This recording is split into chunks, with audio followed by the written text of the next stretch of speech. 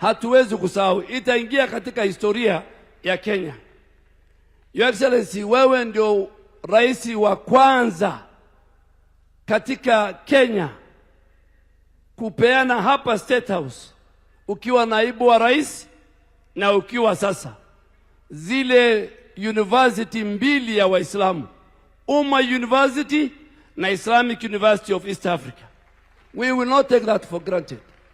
Na sisi kama viongozi, Your Excellency, tulikuja hapa kwako tukakwambia kila mwaka zaidi ya 10,000 wanakwenda Saudia, wanaenda kwa Holy City, wanaenda Mecca na Medina, airport wanapitia ni Jeddah. Tukakuuliza ututengenezee through our foreign minister, tuwe na consular general. Your Excellency, these people will tell you, SUPKEM will tell you, tangu tumefungua consular general in Jeddah, hata wale wa Kenya wakipotea wanapatikana, and there is a very seamless Hajj process, Your Excellency. Your Excellency, sisi viongozi wa Islamu hatuwezi kusahau kwamba umerudisha ofisi ya passport in all our regions, Mombasa, Garissa, everywhere, Eldoret.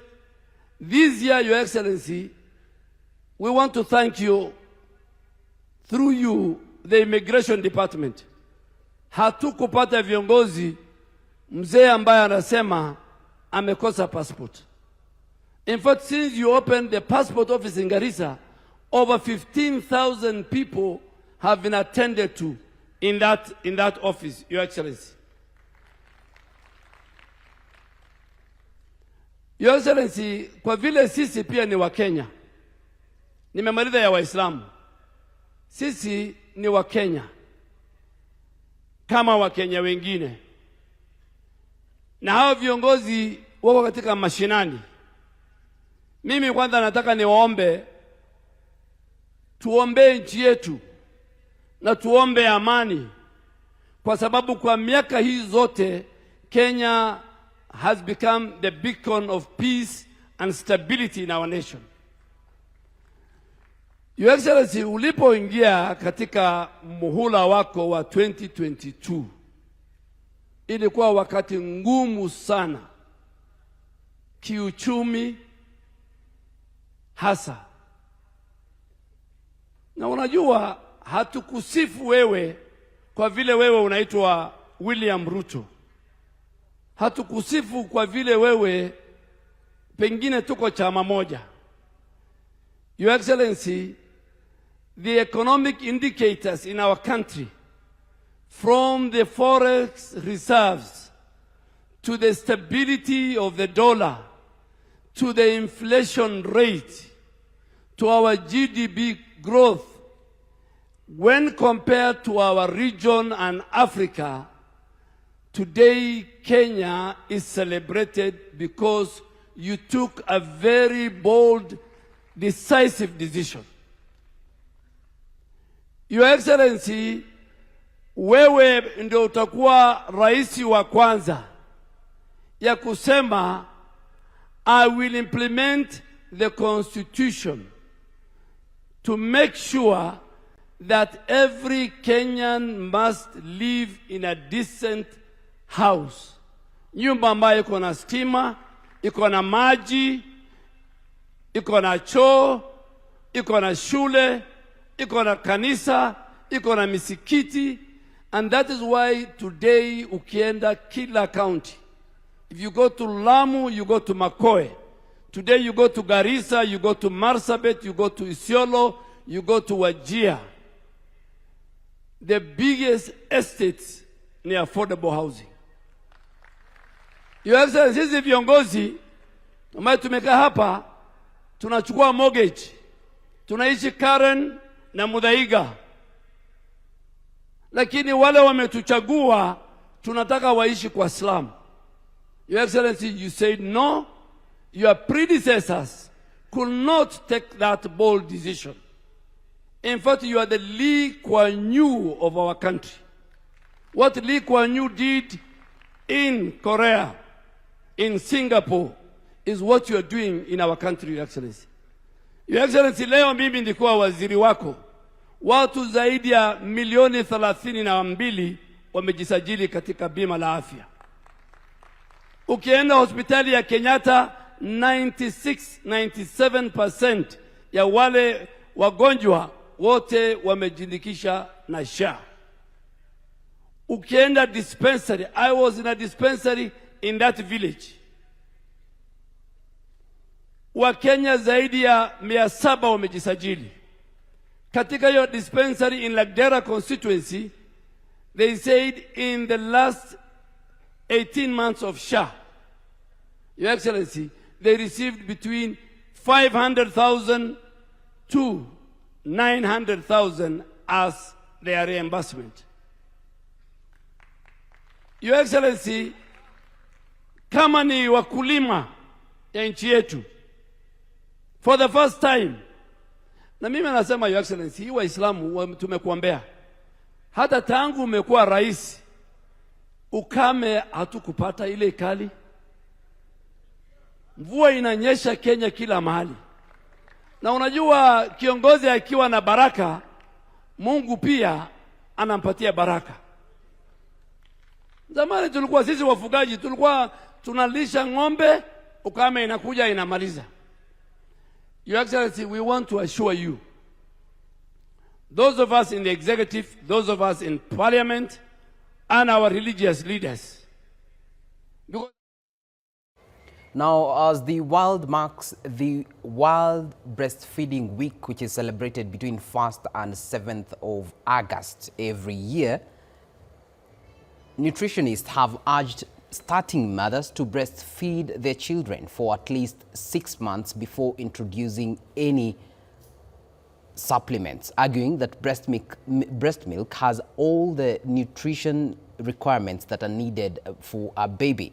Now, they have urged support for teen mothers during the period of breastfeeding, and they are also calling for an increase in trained personnel to help mothers during that breastfeeding period. Now, let's cross over to Kisumu, where we have a nutritionist speaking on the same. Good morning, everyone. My name is Elizabeth Betty Atieno Okundi.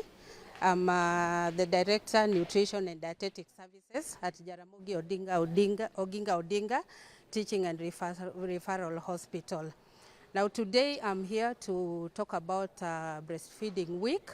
1st August to 7th of August is the World Breastfeeding Week. And the World Breastfeeding Week is celebrated worldwide. Okay, so today I'm here to talk about the World Breastfeeding Week. Now this year's theme, 2026, is breastfeeding for a sustainable start in life. Breastfeeding for a sustainable start in life, and we are saying strengthen what works. And what do I mean by strengthening what works? What do I mean by breastfeeding for a sustainable start in life? Remember that we have our children, infants who are being born. Now the infant who is being born, from the mother conceiving up to the time that they give birth to the child, we must look into the nutrition of that child from the time of conceiving. And that means that we have to look at maternal nutrition first. During the time that the mother is pregnant and coming for A and C visits, what do we do to the mother? Do we have skilled workers, health workers, to help the mothers through that journey of pregnancy? How do they talk to this mother? We must talk about their nutrition, because we know whatever nutrition that we give the mother, whatever the mother takes will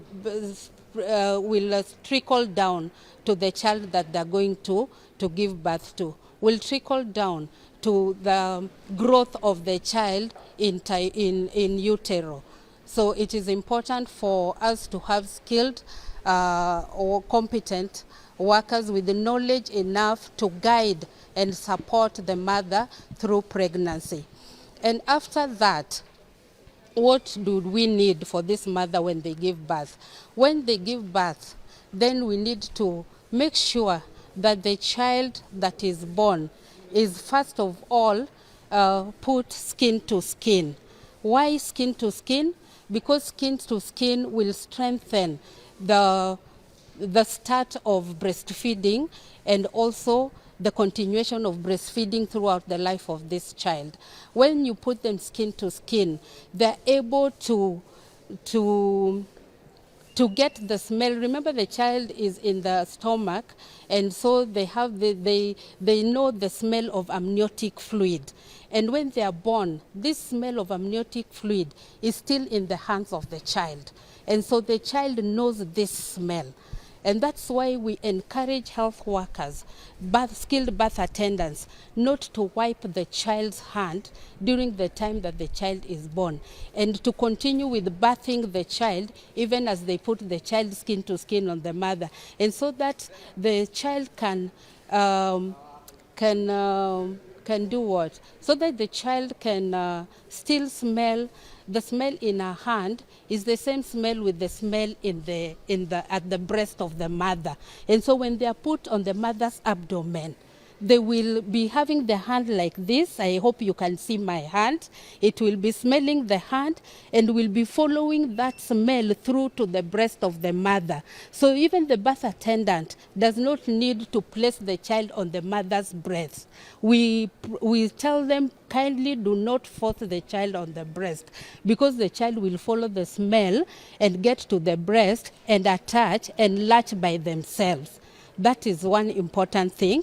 We must have the skilled birth attendants. Then following, after the child has been born, after they are out of the labor ward, what do we need to do with them? We must make sure that this support continues for these mothers and the babies, because it is important. Breast milk is the first immunity that the child gets.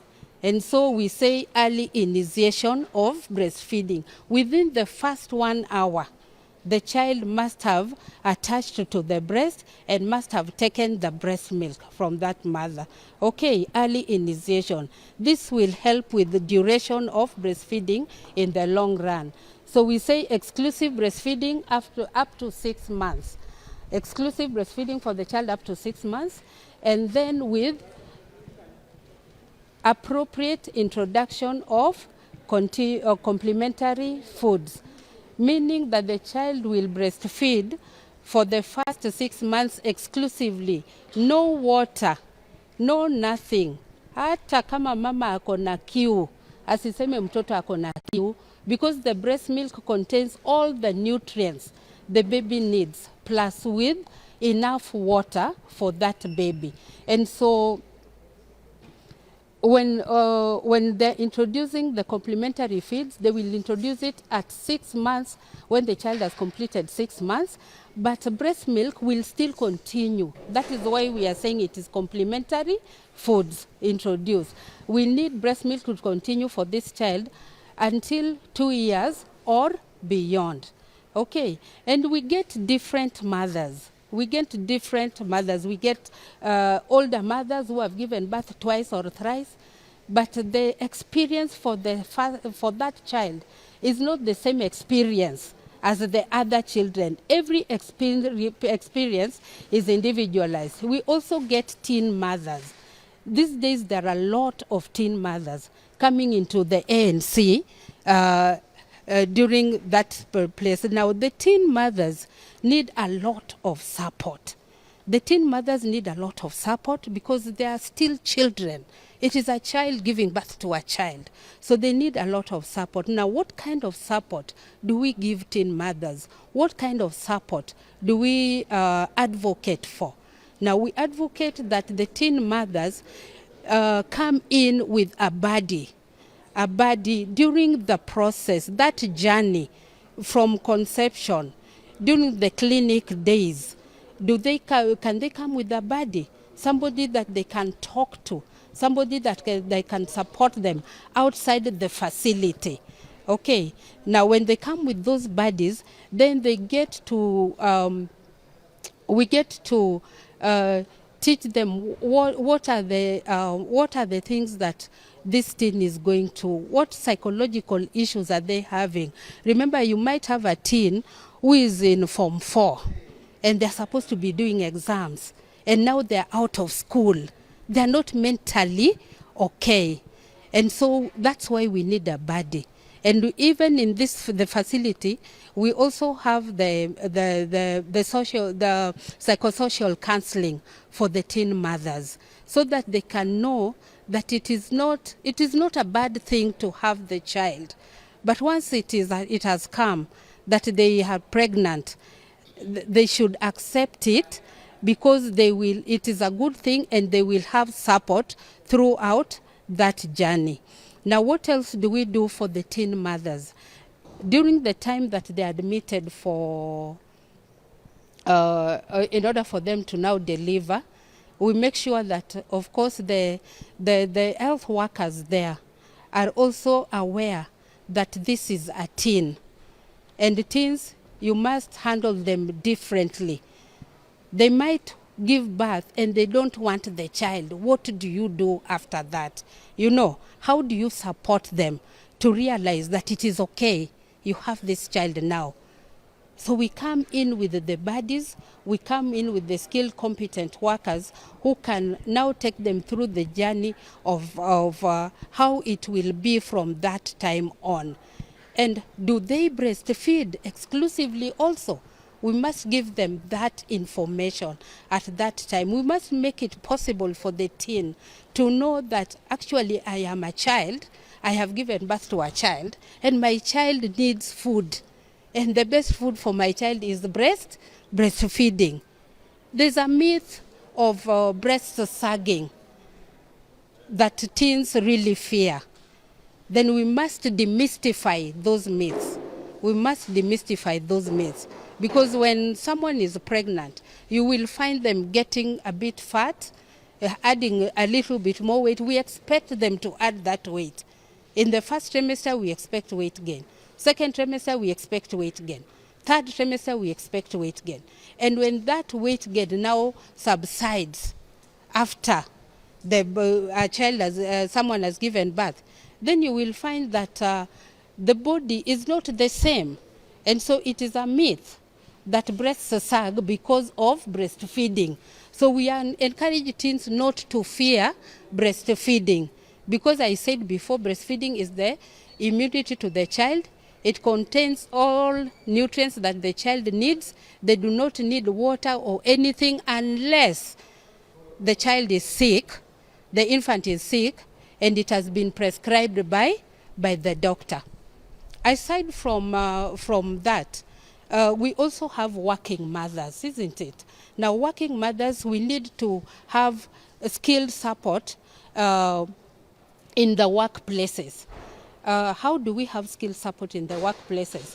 We can have a place that we call a lactation room for work mothers. Now, these lactation rooms are very important, and the WHO states that they should have at least 45 to 1 hour aside from the lunch hour, so that they can continue to lactate, meaning they can express their breast milk when they are at work and go with their milk home for the babies. Now, these spaces are quite important, and I believe that as Jaramogi, we are in the process of having that space because it's already in our budget. Okay, we need our colleagues who have given birth to also have a space that they can go and express breast milk. We teach them how to store it. We teach them how they will warm it and all that from the workplaces. Another thing is how we can also help breastfeeding to work is using what is sustainable, what is already there. We have community health promoters. We need to have community health promoters knowledgeable enough on issues breastfeeding, because remember, they walk from house to house. They're the people who know that in this house there's a pregnant woman. In this house, there's a child who is 1 week old. In this house, there's a child who is 6 months old. Okay, now they need to have the skills, the knowledge and competencies to support these mothers, even at community levels. And then, of course, we must have strong policies to support breastfeeding. And remember, we said exclusive breastfeeding and continued breastfeeding from 6 months up to 2 years and beyond. Okay, thank you.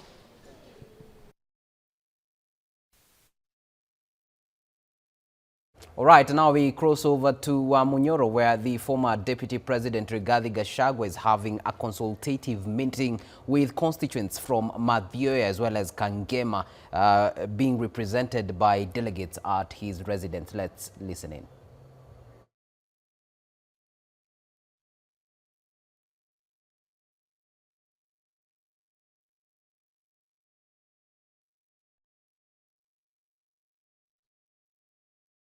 We will be crossing back there once it's okay, but for now allow me to introduce the guests we'll be having in studio this morning, who is Rebecca Kimunto, a lawyer par excellence. Welcome very much to Mashinani K24. Thank you so much, and thank you for having me. All right, and just to get to introduce our topic before we link up with the former Deputy President and other updates from different parts of the country, we're talking about independence of government institutions.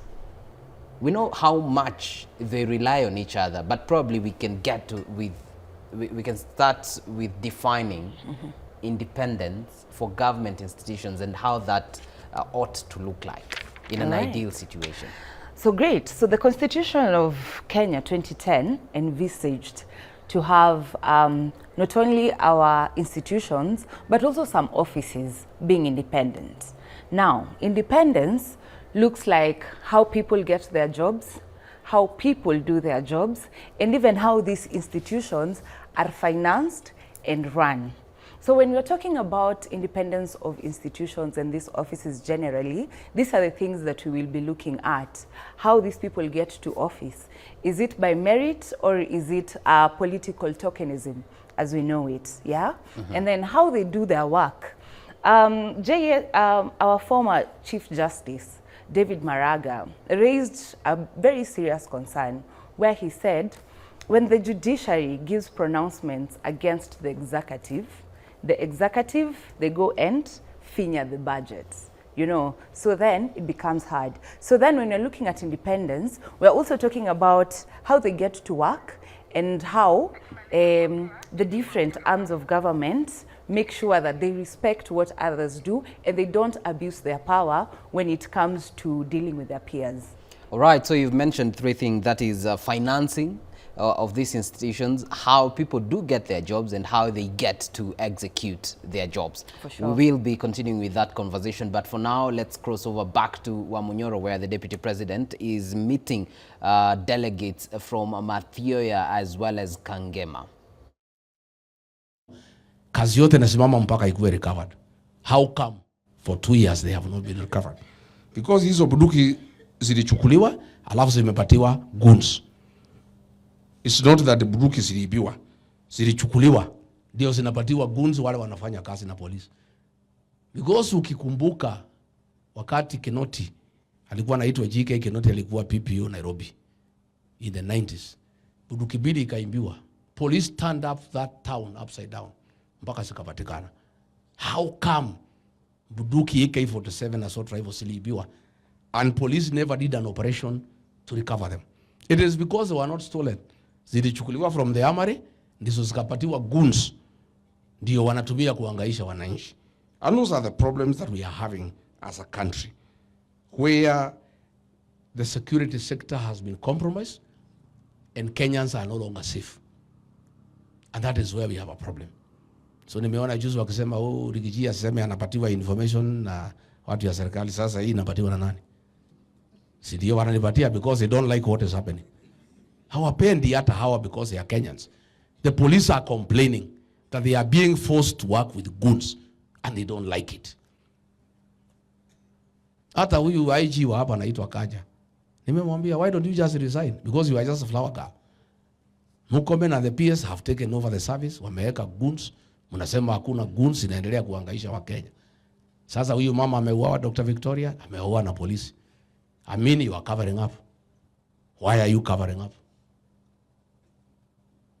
Where you are covering up? Hata ile watu walitupiga pale Wetima, they are police officers. Ukachunguza, you have covered. All these things next year, tutaifufua na watu wataenda kotini. Because ni muhimu tuseme. Kwa hivyo watu wetu wa Murang'a, nimeshukuru kwa kufika. Sasa nataka nisikize mambo yenu. Emilio, nao unaweza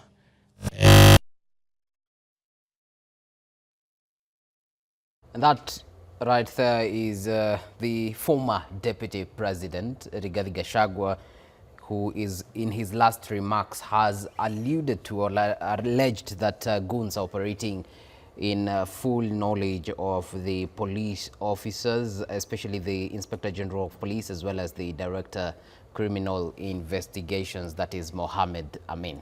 Now, back to our conversation on the independence of institutions. Before we headed to Amunyoro, you had mentioned three things that will guide us even as we look at the independence of these institutions. Number one, you mentioned about how institutions are financed, how those in those institutions do get their jobs, and how they actually get to perform their duties.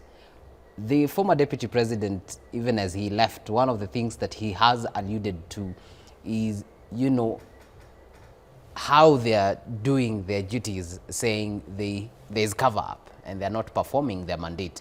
And that is not a new conversation in the country. We've even had LSK recently put down their tools in protest, saying, you know, there's corruption within the JSA, and they are issuing orders themselves to prevent investigations against themselves.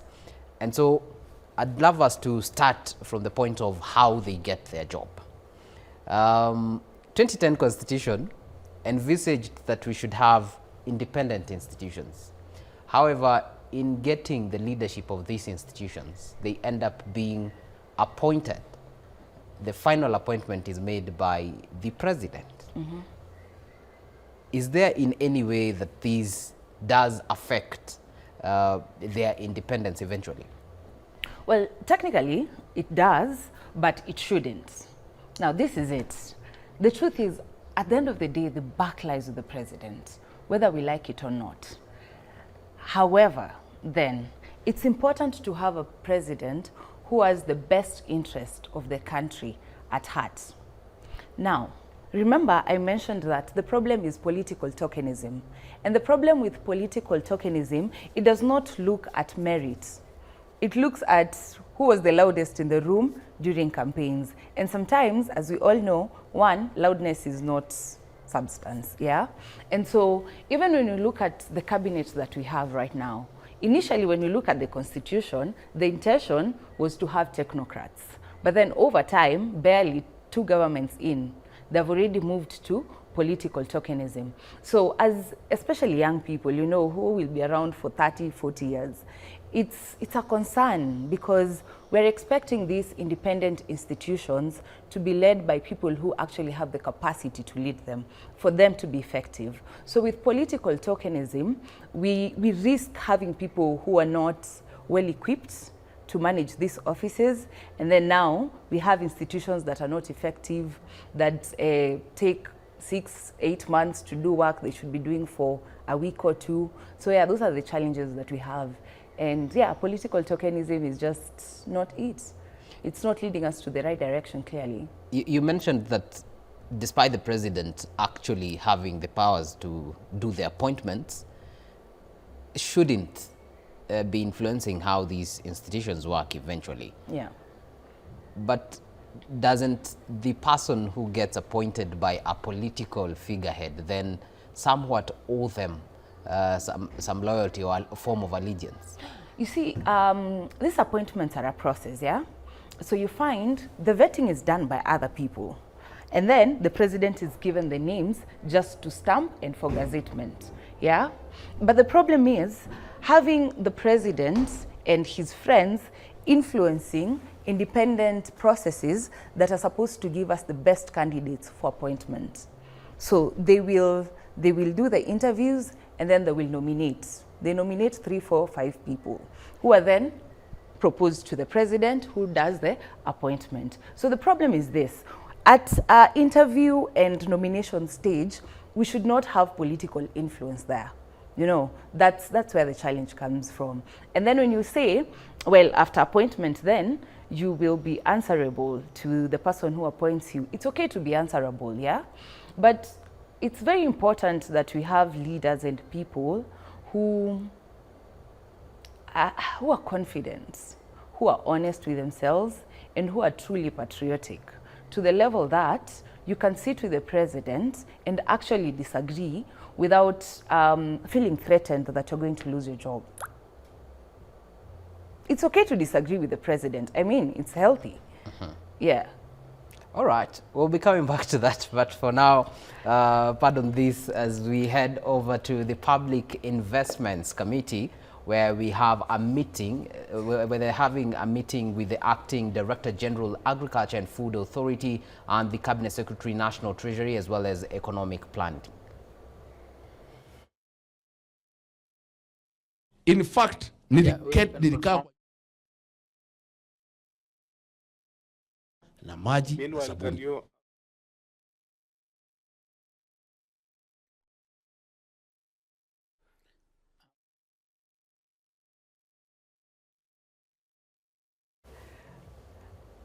All right, even as that gets sorted, let's get to look at these other aspects. Yes, you say they can work totally independent. Ideally, they should not be having the fear of losing their jobs. But with the laws that we have as it stands, doesn't the president then have an influence as to when and how you will retain your job? He does. And then that leads us to the next phase of things, which is abuse of power. You see, in as much as the president has influence to give you a job and to take your job, it's important that the president does not abuse his power while doing it. Before we just left for the Public Finance Committee, I mentioned that it's actually healthy to disagree with the president. And I truly believe that leaders should build the confidence to sit with people who disagree with them without them feeling threatened. As we speak right now, I think when you look at our good president, Dr. Ruto, and the way he runs his government, you can easily say that he's afraid. You know, you can sense fear because, you know, if you disagree with him in a boardroom, I'm sure most people will tell you, you may not find yourself back there, you know, and it's not healthy because then how do we make balanced decisions if we cannot listen to contrary opinions? That's one. Two, with independent institutions, we believe the people who are sitting here, one, they know the job. And as a president, you cannot be a master of all trades. So if I am a lawyer, I should be able to listen to an engineer telling me, no, your idea about roads is wrong. And I should have the confidence to take that correction without feeling intimidated or threatened. So I think building capacity of our leaders, especially the executive and the decision makers, for them to know that when guys who occupy these independent institutions either question them or disagree with them, it doesn't come from a bad place all the time. You know, sometimes it's for the best interest of this country. Then there's the question of, if I'm a president, and how then will I achieve my vision if we have other people leading institutions saying no to everything that I am leading? We'll be coming back to answer that question. All right. But for now, we head over to the Public Investments Committee that is currently meeting with the Acting Director General, that is Agriculture and Food Authority, as well as the Cabinet Secretary, National Treasury and Economic Planning.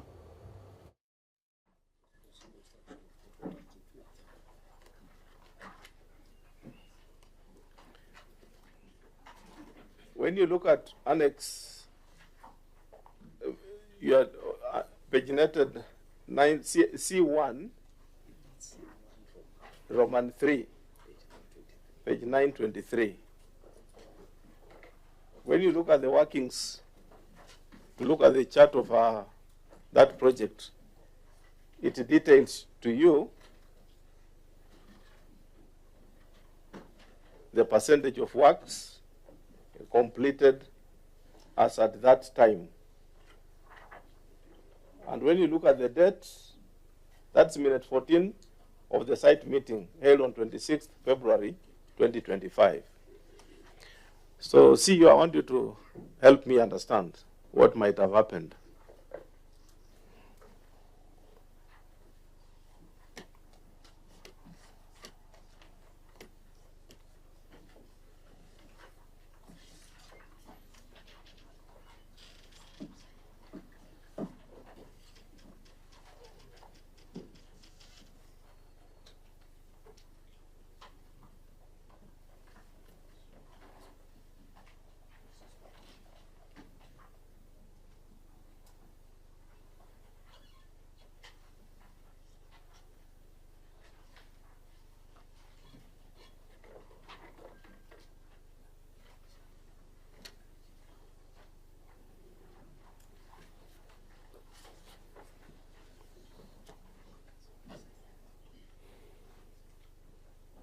Yeah, thank you, Chair, for the questions. And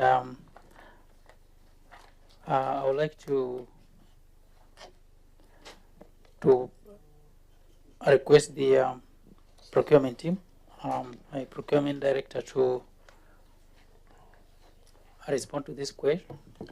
Maybe before she responds, allow me to invite my colleague to introduce herself. Thank you, Chair. My name is Fatuma Jeho. I'm the County MP Wajir and a member of this committee. Thank you. Proceed.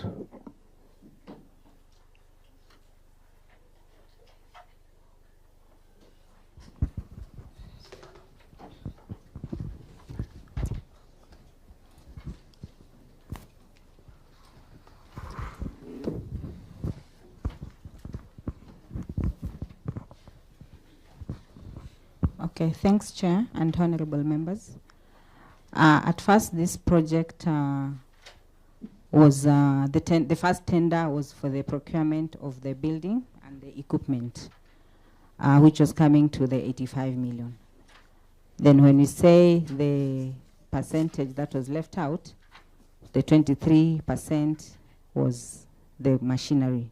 The contractor was not able to fully deliver the contract for supply of the machinery for the equipping of the hot water treatment plant.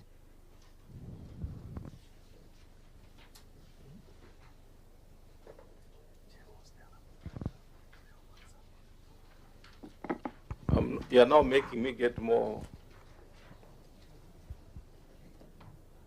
What do you mean? This minute in C13. Maybe help me to walk through. What is he talking about so that we can know?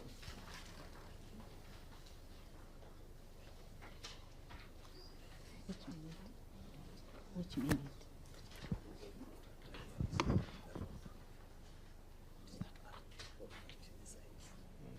Proposed concept. That's the same. Park house. Yeah. So.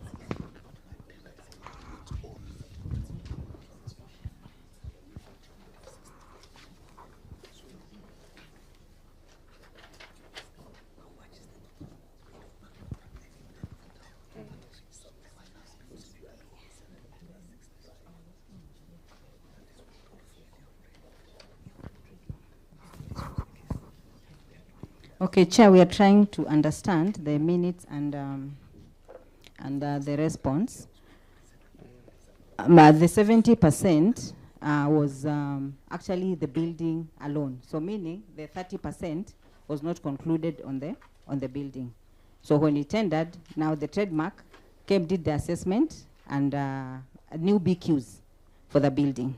So definitely they came up with new BQs to do the building. And that's why now you're seeing, you're questioning the trademark did it at more price than what we were expected to pay for the building. Maybe let me reframe the question. What is 85 million? What's this 85 million that you tendered for? The 85 million was for the building plus the equipment. Building plus the equipment? Yes. And when you look at the auditors, let's now walk through as per the auditors. By the time you are winding up, you had paid 47 million 036,203 shillings as per this C1 sub-item 3. Correct. Am I correct? Correct. You went further to tender afresh for the same supply of equipment and construction at 65 million, meaning total project cost is 47 million 36 203 plus 65 million. See, when you add that, what do you get? Maybe this is not for you, it's for you for the head of finance and the head of procurement, so that they let us know what I'll ask what I'm looking for. How much does it come to? Around 130 million. No, 112. 65 plus 40 plus 47. 130. Oh, 112. It's 112. Yes, 112. So CEO, maybe when you what's the change in And from the Public Investments Committee, now we head over to the National Assembly's Education Committee, where a consultative engagement with the Ministry of Education is currently ongoing on the proposed legislation that arises from the report on the Presidential Working Party on Education reforms. Now, the engagement is going to be focusing on an in-depth review of the proposed bills to harmonize them with the existing legal and policy framework, and assess also the fiscal implementation of the proposed tertiary education placement and funding model.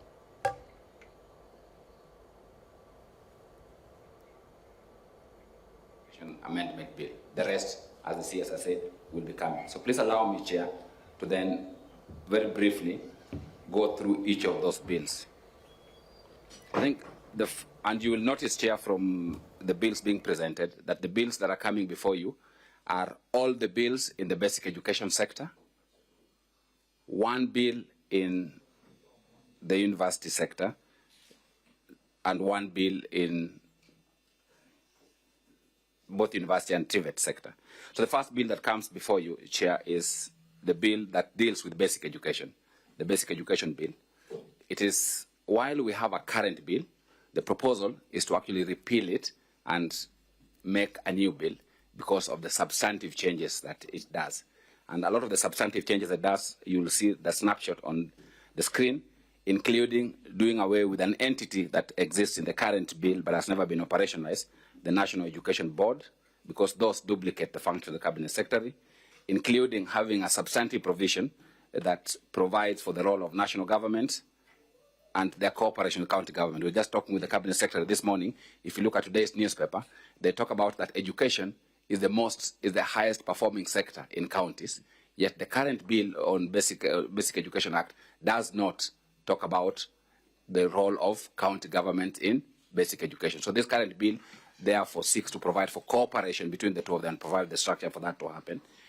It also addresses something that's been subject to court conversations, which is to anchor the competence-based education. So that is fairly clear that we have a system of education, provide for how that is dealt with, provide for the structure of that basic education so that we know that henceforth we'll be aligning to the CBET process.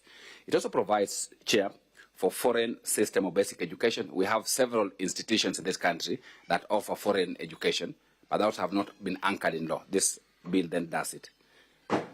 Also, it deals with issues about county education boards and provides for their membership, including the proposal that it henceforth be chaired by a county commissioner and not a private educationist. The bill also provides for the membership of the boards of management of schools, comprehensive schools, standalone schools, to capture the new reality where we have junior school in part of public schools, we have senior school, but we also have schools that have both of them. That deals with. In terms of boards of management, it does a very interesting thing here. In the current boards of management, we have a unique situation where a teacher is a member of the boards of management, and a voting member. Yet the principal, who is his boss, is a secretary, which is a non-member. The bill proposes to bring back the Parents Teachers Association as the framework for engagement between parents and teachers, and remove both teachers and learners from the boards of management, because that's a governance organ, and I think that's important for members to be able to deal with. In addition to that, it deals with several other institutions, but I think one last thing that I would like to say, the bill also provides that the heads of institutions, their roles are provided for the bill, and then they are made to be agents of the PS for the basic education. Because we've had a challenge in the past year where the head teacher is employed by the TSC, a constitutional commission. There's been legal challenges in terms of how do they then relate with the PS, who then is the accounting officer for whom they get money. We retain their employment relationship with the Teacher Service Commission, but provide for an agent's relationship with the PS Basic Education to enhance financial accountability. So that's the highlight of the Basic Education Bill. The last thing I want to say about the Basic Education Bill is it anchors alumni associations. Alumni in most schools do a very important role, but in the past we have not had them anchored in law. We now anchor them, but we also provide that they should be represented in the boards of management, so that at least they contribute to the running of the school and also even provide financial support. So in highlights, Chair, that's the Basic Education Bill. I want to go to the second bill, which is a new law, which is pre-service education and in-service training in Basic Education Bill, which provides for how pre-service is undertaken, and pre-service is the training that takes place before people are employed as teachers. Then in-service, the one that takes place after. We all know pre-service education are undertaken by TTCs, and in many of your constituencies we have TTCs. The proposal in the bill is that the model of managing TTCs borrows from KMTC, so that we have one body called the Kenya Teachers Training College that will be the overall entity, and then the rest of the TTCs will then be campuses of the TTCs, that not every TTC is a standalone, to enhance governance, to enhance accountability, to enhance uniformity across the country. The second thing that the bill does is that the bill then prescribes minimum qualification criteria. Chair, because as we went round, there was a past where there was a challenge between what the ministry had prescribed and what TSC required. So you had many TTCs without learners. That problem was solved, but we now anchor in law that the minimum qualifications will be set, but in addition, that the process of setting those minimum requirements will be aligned together with the requirements for entry into the teaching profession, so that when we don't have a situation where the ministry comes with different minimum qualifications and TSC comes with another, so that there's synchrony moving forward, and then as Parliament, you can then make a decision as to what you want for the entire country to ensure coherence. The third thing that the bill does, the second thing that the bill does, which is important, is the bill establishes a Kenya School of Education for the in-service training of teachers. And when you go to the bill, you'll see that the campuses we propose to be merged and be brought into, including Kemi, including Semaster, including 3 TTCs, Kibabi, and 2 others. So that's the pre-service education and in-service training bill. The third bill, Chair, is the Kenya National Education Assessment Council bill, and all that this bill does is 2 things. Number one, it restructures the membership of the board of NEC, but number 2, it changes NEC from a Kenya National Examination Council to a Kenya National Education and Assessment Council. The idea is to align it with CBC, so that we move away from examination to assessment. That's the 2 main things that the bill does, including then addressing the issue of dispute resolution. The KICD bill, Chair, all that it does is to remove the mandate of TVET from it, because KICD is a basic education institution, and you know in 2022, there's a time that TVET-SIDAC had been scrapped. When the president came, he brought back TVET-SIDAC. Chair, to align with that and rally the recommendation, we move the responsibility of technical and vocational institutions to TVET, and TVET SEDAC and leave KICD to deal with basic education. The only other thing it does is to address the issues about governance in terms of the board of management. Chair, I will skip the next bill because it's not before you. And the Kenya National Qualification Framework Bill, Chair, seeks to align the roles of Kenya National Qualification Authority with that of Q and with that of TVETA to ensure that they focus on developing a qualification framework so that when people get degrees, we can have a repository so that we avoid this situation in the past where we are asking ourselves, is this a fake degree or not? We can have an institution that has the repository of all degrees that we have gotten in the country, and then you can be able to verify. So that's the main thing that it then does. Chair, it takes me to the last bill, which is actually the principal reason why we are also here, because this is the first critical bill that is, hopefully, Parliament can help deliver to ensure that the changing of funding, as His Excellency the President said, can then be transited to the new framework. Chair, as you noticed in the TORs that were given to the Working Party, one of them was to amalgamate the funding so we don't have disparate funding of the higher education sector across the country. Because in the current situation, the Higher Education Loans Board, Chair, operates in isolation and is largely restricted primarily to student loan administration. Then, under the Universities Act, we have the Kenya Universities and Colleges Central Placement Service, despite the fact that COOPS does not just fund universities. It also funds TVETs, but is anchored under the Universities Act. Number two, the Universities Act also establishes a universities fund, which operates independently of student loans. And then the TVET Act also establishes a TVET funding board. Although never operationalized, it still continues existing in law. So you have 4 bodies here dealing with funding under different legislation, providing overlaps and lack of coordination. Over to Kenya's Senate, where the report on Standing Committee on Energy is currently under debate, where they're looking at irregularities in the petroleum product supply chain. Let's listen in. This House will adapt.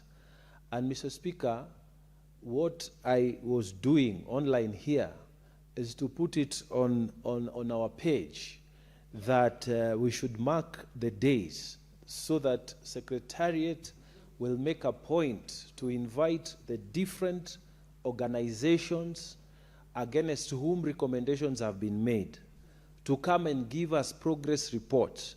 Mr. Speaker, some of the recommendations are very heavy, including the recommendations that we should have strategic reserves in this country for purposes of making sure there is security of supply of oil products in the country. So, Mr. Speaker, we will do that. I have listened carefully to what the colleagues have said on the plenary of this House.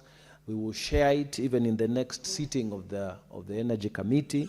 I want to thank them again for their very valuable contributions. Mr. Speaker, I beg to reply.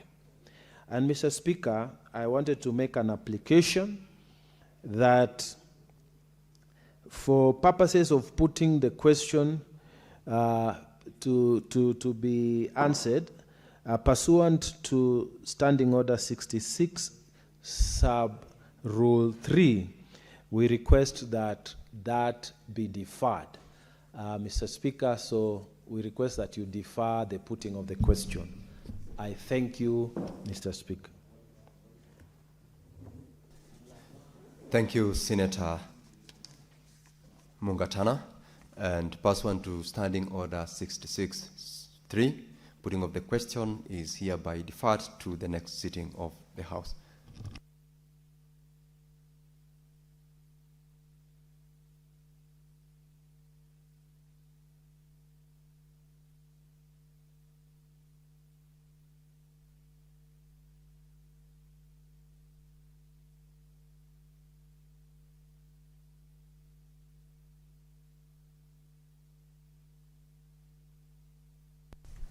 Clerk, call the next order, please.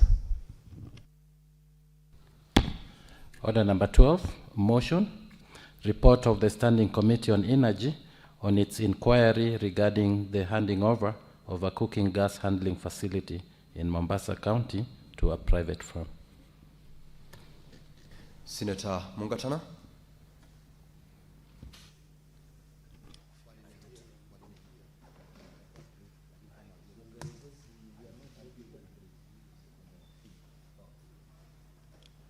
Thank you, Mr. Speaker. Mr. Speaker, I beg to move that the Senate adopts the report of the Standing Committee on Energy on its inquiry regarding the handing over of a cooking gas facility in Mombasa County to a private firm laid on the table of the Senate on Tuesday, 14th July 2026. Mr. Speaker, the Senate Energy Committee sat on the 3rd and the 3rd of June 2025, and they discussed the statement that was sought by the Honorable Okia Omtata regarding the handing over of a cooking gas facility to a private facility. And Mr. Speaker, we agreed that we will go to Mombasa and look at the premises of Kenya Petroleum Refineries Limited so that we can find out from all the players whether in fact there was breach of any law regarding the handing over of that facility so that liquefied petroleum gas could be produced in Kenya. So, Mr. Speaker, we engaged the stakeholders. We talked with the Ministry of Energy, we talked with the Treasury, we talked with Kenya Pipeline Company and Kenya Petroleum Refineries Limited. We did this through interviews and submissions, and then we went to Mombasa under the leadership of our chair, Dr. Oburu Oginga, so that we can see whether in fact we were going, the people or the Republic of Kenya was going to lose anything if the site was handed over to the company. So we went there, Mr. Speaker, and saw that the 23.19 acre parcel of land that was given to Asharami Synergy Limited, the whole process was correct. Mr. Speaker, it was not going to interfere with the land that houses the Kenya Petroleum Refineries Limited, because the area where that LPG, liquefied petroleum gas facility, was supposed to be set up was an area that is not useful for any other work. And it was a small part of the entire land that belongs to Kenya Petroleum Refineries Limited. We also found out that the application of the Specially Permitted Procurement Procedure, SPPP, to select Asharami Synergy Limited was conducted in full compliance with Section 114A, subsection 2, subsection F of the Public Procurement and Asset Disposal Act 2015. So, Mr. Speaker, the approvals from all the multi-agencies, including the National Treasury, the Office of the Attorney General, the National Lands Commissions, they were all obtained in accordance with the law. Mr. Speaker. Welcome back. The conversation on the independence of government institution continues right here. And initially, we had one lawyer, but one good turn then deserves another. We are also joined by Adrian Oluoch, a practitioner of the same, but a political strategist as well, and a leader within the Linda Mwananchi movement. Karibu sana, Adrian. Thank you so much. Right when we were continuing, how are you, Kagina? Doing good. Yes. When we were continuing with this conversation, mentioned earlier was the aspect of how the leadership of these independent institutions, how they get their jobs through appointments via political offices, then gets to affect how they deliver their jobs. Do you think these institutions can still have their independence despite being appointed by these political seats? Yes, if you look at the independence framework or the foundational principles, sometimes the appointment has to be done by people who are outside these independent offices or commission, and that is the executive. And for me, Kagina, I do not have a problem with the president appointing somebody who heads an independent commission. That has never been the problem. Because the reason for this is that, one, despite the fact that our constitution envisaged to create independent offices and commissions, it did not envisage something like isolation. What it envisaged was to create interdependence. You are independent, but you have to be interdependent with certain arms of the government.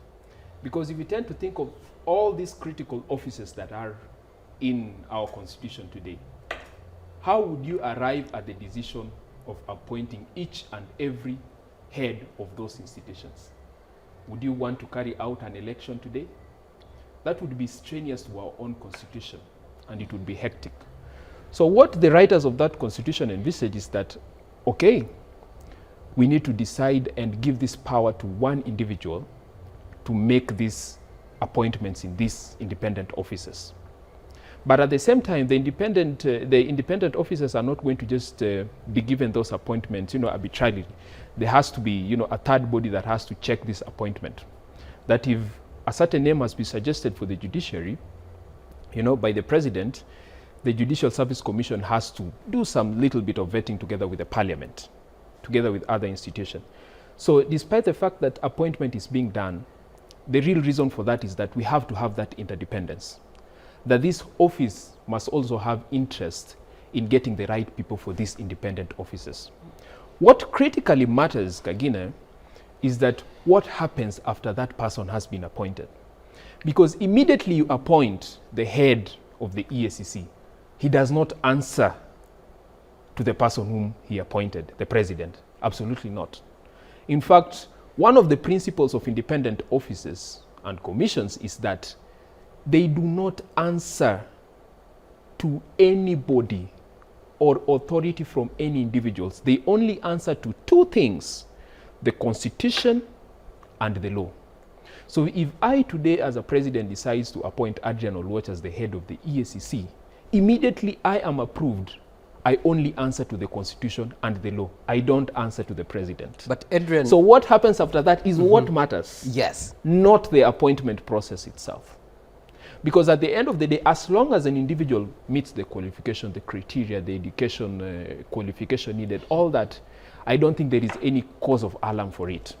I think, again, Adrian is out of touch because according to his argument, the appointment is not out of very touch. Clear. I'm trying out to... of political Kagina, let me say, what I'm trying to just do, when I say our constitution envisage this and that, I'm trying to give you the theoretical aspect of what is supposed to be there.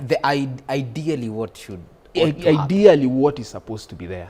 Because when I say that the president is supposed to be appointing, it's not that I'm not of the factual knowledge that after appointment, most of these people still want to answer to the president. I know that. That happens. But what I'm telling you, ideally, this is what is supposed to be there in our constitution. Yeah. That is the point I'm raising. But realistically, that's not it.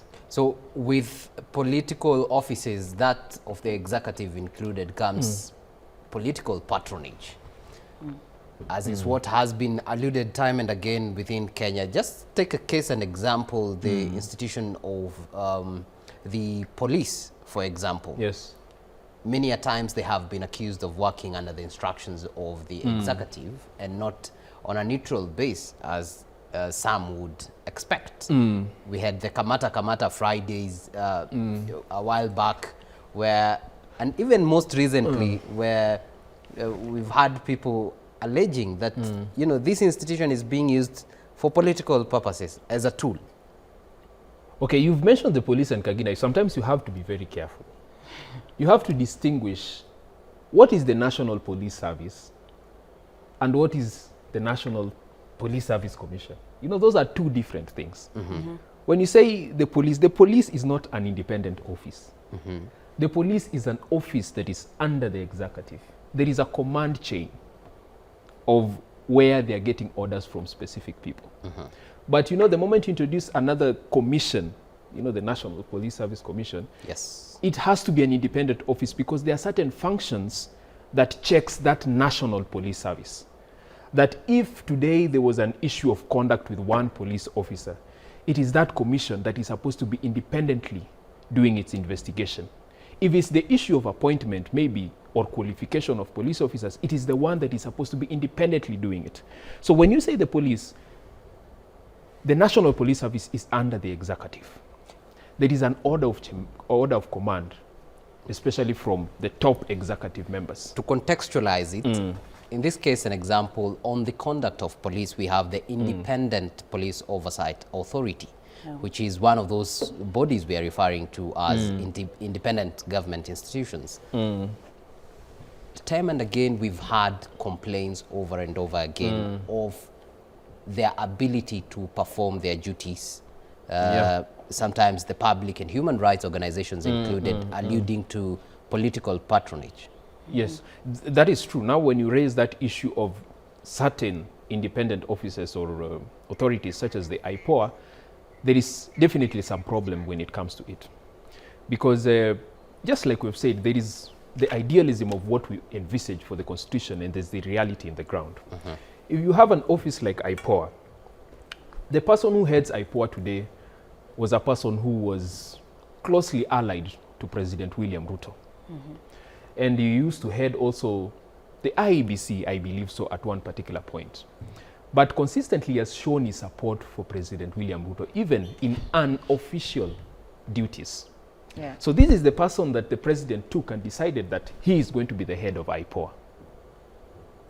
What has happened during the 3 years or 4 years of the presidency? We've had one of the worst atrocities that have ever been committed by our local police ever since we broke out from the dictatorship of Moi. That for the first time we've had one of the largest protests in the country, and we've had over 100 people dying and over 200 disappearances or unlawful detention. If we look back at it, IPOA has not given us a tangible, accountable, or a verifiable process for most of the things that we raised or complained about. We do not see that. So that is the reality and the problem that we are having right now. The people who are tasked with these independent commissions were given these jobs as rewards. And you know, when you start profiling and start seeing, okay, who heads IPOA? It is this guy who campaigned for Ruto. Who heads EACC? It is also another guy who campaigned for Ruto. Who heads the ODPP? It is also another guy who campaigned for Ruto. So we are seeing the same faces of people who heavily supported the president being the heads of these critical independent offices.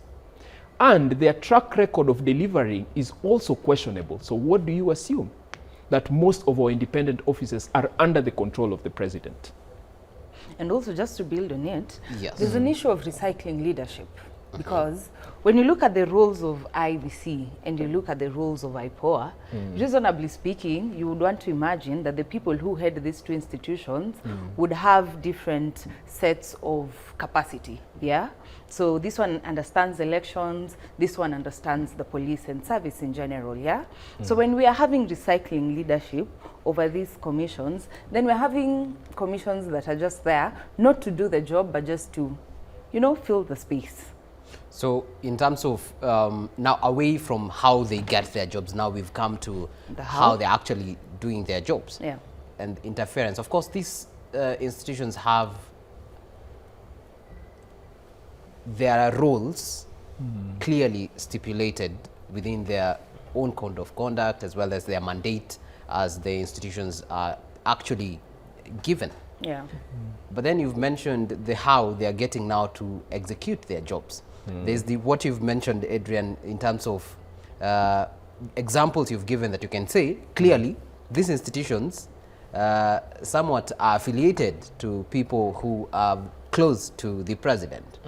And so there's the question of public trust in these institutions actually doing what they are meant to do. There's also the question of corruption that we need to talk about when it comes to these institutions. And let's look at something like the National Land Commission, yeah? It's supposed to manage and govern public land. But when you talk to people, they'll tell you, sometimes if you're talking about prime land in CBD, you know, they will ask for some money for them to do what they want to do. So it's not even about the political influence when it comes to commissions and how they work. But then we're looking at questions like probably even abuse of power from their end. There's the question of corruption. Yeah, you know, it's broader than just the political influence when it comes to these commissions. So I think we should explore that as well. Yeah. Right, looking at the independence per se. But even as we look into that, there's also another key aspect before we get now to the people these institutions are meant to be serving. There's the issue of financing. Most of these institutions, or rather how finances are structured within the Constitution, is that it is centralized within the Treasury. Now, Treasury disburses the funds that are planned for by Parliament. And Parliament, to a sense, works hand in hand, or rather in unison with the executive. Now, in this case, if the example drawn earlier in our discussion, where the former Chief Justice criticizes the government, then comes again and says, you know what, the government has cut short our budget. We cannot perform our duties. Are there remedies that you think would actually get to solve this? I think Adrian should go first. Yeah, on financial independence, sometimes it is a nuanced topic when it comes to independent officers. And practically, I do not see any independent officers that has that financial independence. You know, part of the aspects of these independent officers is that, one, we are supposed to be having functional independence, we were supposed to be having operational independence, and we were supposed to be having financial independence. These were three critical things. So you see, functional independence was not a very difficult question because you are supposed to be answering to the Constitution and the law as purpose of your function.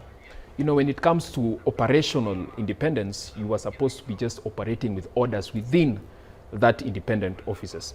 But you know, when it came to financial independence, number one, there is no independent office that actually directly even gets their taxes from Kenyans. That is a problem. We talk of financial independence only on the aspect that there has to be mandatory guidelines for these independent officers to be funded. Let me give, for an example, on issues to do with allocation. Our own constitution, particularly from Article 200, provides that, you know, Parliament must allocate a certain amount of money to these particular independent officers. But what happens with that? They still have to be getting money from a different institution. They still have to undergo different bureaucracies and processes from other institutions like the Treasury and the Parliament itself. So if today maybe the president sees that he did not like how a certain independent office functioned, you know, he would wake up to lobby certain MPs who would refuse the allocation of certain amounts of money to these independent officers. Talk of the judiciary. Maraga complained about how much money the judiciary was allocated. Yes, our constitution provided that at the end of the day, this particular independent office needs to be given money.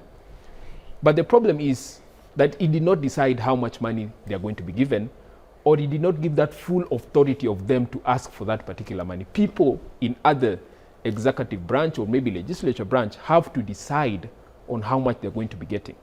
So there's been no true idea of financial independence of most of these institutions. If, for example, today, we talked of where do we get most of our money? Aside from loans, it's definitely from our taxes and our citizens, right? And you're talking about solutions, so this can come off as a solution, right? If we have an independent office like the Judicial Service Commission, why is it that we can not also have another fund that directly is taken, or maybe a certain agreed percentage, that maybe on every tax collection day or financial year, let's say 0.5% of the taxes that are collected during this period goes directly to this particular judiciary, you know, maybe treasury or something like that. So a treasury that belongs to this Judicial Service Commission that takes a certain percentage from our taxes without having to follow bureaucratic laws or maybe steps that are provided with the executive or the legislature itself. So we have not had that idea of true financial independence for most of these officers, as I would have loved to state. On the same point, I think the question of priorities when it comes to our government and even our budget. So we're having a government that is spending trillions in meetings at State House, yeah? When we're having a judiciary that barely has courts. When we're having policemen who we should not talk about how they live, you know? So when you're looking at our commissions again and the question of financing, I truly believe that our executive needs a wake-up call, because I'm sure these guys don't run their households the way they run the country, you know. So our priorities, having our priorities right as a country is very important, adding to everything that he has said. And then the question of allocating amounts at taxation point, it's an idea that looks and sounds good, but then again, I want to believe that it's going to be very hard when it comes to implementing it. No conflict of interest, but then again, there's a lot of political interference when it comes to budget allocations in this country, which is dangerous for us. Yeah, because their priorities are misplaced. All right. Yeah, that is true, Kagina, and you know, it reminded me of a very good point that I had noted down. Yeah. You know, this financial independence is something that we have consistently as lawyers jostled with in courts. I remember there was a very good case of, you know, the Law Society of Kenya, together with the Attorney General, whereby, you know, we forced the court to tell us what is this financial independence that these independent constitutions are supposed to be having. And the reason why we did not even get a solution was also the definition of the courts that they decided to sit with. And I'll read it for you. You know, the court said that the idea of financial independence is for these independent officers to access the funds reasonably for it to perform its function. So financial independence is not a matter of them having their own money directly. It is a matter of them just accessing that money reasonably. So, you know, the moment you say something like that statement, you leave the discretion to this institution because it is vague. It does not give that specific step or procedure or even an entity for how this money is supposed to be. So the moment you say it reasonably, you know, the treasury will have to sit down and decide what is reasonable for us. Control of budget, the same. Yeah. The people who are drafting this policy, the member of parliament, the same. So the moment you introduce that issue of just giving them discretion, that is when they now exploit it to undermine most of these independent institutions. All right, and we'll take a break here, but now we head over to Dar es Salaam, where Deputy President Kithure Kindiki is currently representing President William Ruto at the two-day Infra for Africa Forum that brings together African leaders, policy makers, investors, and development partners to discuss infrastructure financing as well as development across the continent. Let's get to listening. And I want to be as practical as I can because, as I have said again, mine is to give the perspective that perhaps we could share, even as I listen to the experiences of the other countries from what we've just listened this morning.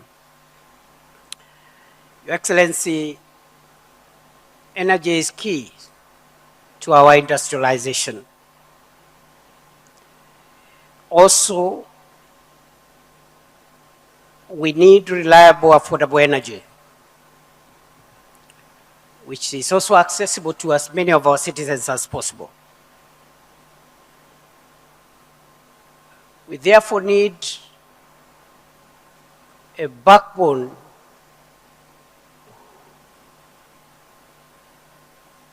a source of energy and enough infrastructure to convey that energy to reach people's homes and to power industries. I don't want to repeat the statistics that have been given about the potential, the energy potential in our continent, including potential on natural gas. We have adequate, significant stocks of natural gas spread across our continent from Nigeria, Senegal, Algeria, Mozambique, Tanzania, and many more other countries, I believe. But the challenge we have is how to provide major energy infrastructure projects, which normally take a lot of time, require a lot of technical expertise, and also are costly to be able to industrialize. Many scholars and policymakers have cited the fact that Africa's arable land, mineral wealth, including natural gas, a good population, as drivers of Africa's future. The only thing I want to add, even as I go into energy projects, is that Africa needs to build confidence in itself. Africans, we must learn to have confidence in our continent and in our capability to do what others have been able to do. Therefore, Your Excellency, for us, we have picked a few things along the way. The first one is government commitment and political leadership. It's very important for our various countries for us to have government commitment and political leadership, which provides strategic direction, policy consistency, investor confidence, and continuity across political cycles. The biggest threat today to Africa's development is policy disruption, which is an unintended consequence of democracy. The movement from one administration to another, which is a good thing, because democracy is a good thing. But we must find ways of insulating our development agenda. Well, that is the Deputy President Kithure Kindiki. And now back to the conversation. You know, good that both of you are lawyers.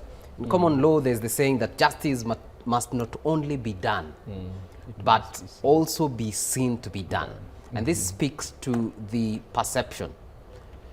Now, when it comes to independence of these institutions, there's the aspect where they may be independent or not, but there is the public perception as to whether they are actually independent. Does the perception of the public on the independence of these institutions actually matter in any way? Yes, it does, indeed, because it is out of this perception that the citizens have confidence in these institutions. Yeah? Case in point, IPOA. So many citizens have complaints against the police. Yeah? But the problem is, so many are not willing to approach IPOA because they believe that IPOA doesn't work, you know. And I was having a conversation with a senior, and the senior was telling me, these days, lawyers don't even apply for jobs because they believe the Judiciary Service Commission, you know, is not thorough in their work. There's a lot of tokenism, again, corruption. So the perception of the public when it comes to these commissions and independent offices is very important because, again, my good friend and I here, we're seated here to discuss about this very important question because of the question of public confidence. You know, so public confidence is very important, and it can only be achieved if these commissions are seen to be doing what they're supposed to be doing. Yeah. Yeah, that's true. Kagina, you know, why is it that public perception is very important when it comes to independent officers and commissions? It's because we have 4 ways of accountability for independent officers and commissions, provided under Article 254 of our Constitution. We have the accountability to the executive, we have the accountability to the legislature, and we have accountability to the judiciary. The judiciary is now Article 165. And then we have vertical accountability, which is to the people. When it comes to accountability to the executive, these independent officers under Article 254 have the obligation to be publishing presidential reports so that the president can know how each and every one of these independent officers are functioning. When it comes to the accountability to the legislature, most of these independent officers have to be providing also these reports and have also been given that task of appearing in most of these committees that we are seeing for the purpose of oversight by the legislature. When it comes to the accountability to the judiciary, Article 165 of our Constitution provides that our High Court has the power to invalidate any decision or maybe check on any decision of these independent officers to make sure that they're in line or consistent with our own Constitution. So the vertical accountability right now that we're talking about is now the accountability to the people. Like I said, every independent office has a mandate and a legal obligation to publish every report, to publish every recommendation, and also publish every finding to the public. That is why consistently we see audit reports that have to be publicized. We are seeing reports by the IEBC on, you know, what is happening around the country. So the moment you publicize most of these reports, it gives the public a chance or that perception that, you know, we have the power to actually hold most of these institutions accountable. But now the problem with that perception, the reason why that perception dwindles, just like my fellow learned friend has said here, is that sometimes they don't do their work as effectively as it's supposed to be. If the IPO is supposed to be giving us their report this year of how they've investigated the police brutality and they've held most of these police officers accountable, we find a list of nothing happening. So yes, you are publicizing the report because Article 254 of the Constitution provides, but how comes you are very slow and not effective in the work that you are given? So yes, that vertical accountability exists, that you must connect with the general public, but it is not as effective as possible. So that perception of independentness dwindles, despite the fact that I'm questioning most of these questions. So that is the problem that we are having with that public perception. But one of the aims of independent officers, not just the aims, but the vision, is that the perception of independence must always be there. It should never erode. At no single time should an independent office like the ODPP look like it is being controlled by the president. At no single time, an independent office like the National Land Commission that is supposed to be protecting your land look like it is being ordered by the president to sell land to investors like we are seeing right now, or irregular acquisition of land. It is not supposed to be that way. It must maintain the perception that these offices are independent and they are only answerable to the Constitution and the people only. Right. When we were starting this conversation after Adrian joined us here, you gave an ideal situation of how, you know, these institutions should be operating. Yes. And then Kamunto here raised questions and said, you know what, that seems far-fetched. You're far from reality. And so this begs the question of how close are we to the ideal of how these institutions should actually be working and the reality of how they are working right now? For me, I would tend to think, number one, we've made a major step as a country in having independent officers. Because first, before we ever had these officers, we had statutory commissions and officers, which were never at any point entrenched in our own constitution. Yeah. All this happened post the 2010 constitution. So we are having about, how many years? 16? Yeah. 16 years of these independent officers. So there are things that have been very effective. If you look at an office, I'm a lawyer, I'll talk about my own personal experience. If you look at an office like the Office of the Director of Public Prosecution, you know, there is that power that was taken away from the executive and given to this one unique office has given us a sense of effectiveness on a lot of things. Because number one, when it comes to prosecution, there was a time the police used to do it. They would investigate and they would prosecute. Mm-hmm. But right now, I would only be taking an investigating report or a complaint from the police officers, but I would be following up with an independent office, whereby I go and complain and tell them that, you know, our police officers are not taking this matter as we wanted it to be done, or I want you to assess this evidence that is provided so that you can see if you can proceed in court or not. So some of the wins is that it has given us an avenue to independently bring certain grievances or ask or question for certain things.